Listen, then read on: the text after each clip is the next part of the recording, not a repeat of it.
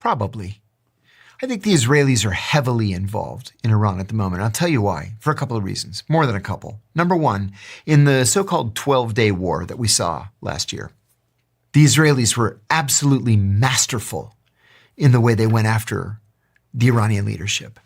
What they did was they focused on recruiting Afghan refugees. Iran was home to more than 2 million Afghan refugees.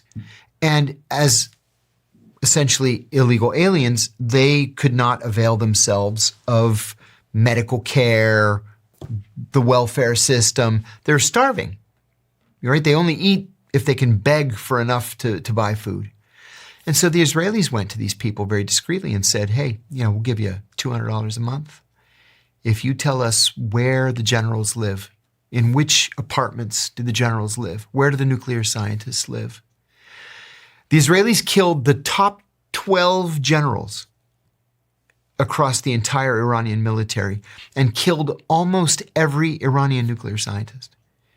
Because what they were able to do was to recruit these Afghans to not just tell them where they were living, where the generals and the scientists were living, but what their cell phone numbers were.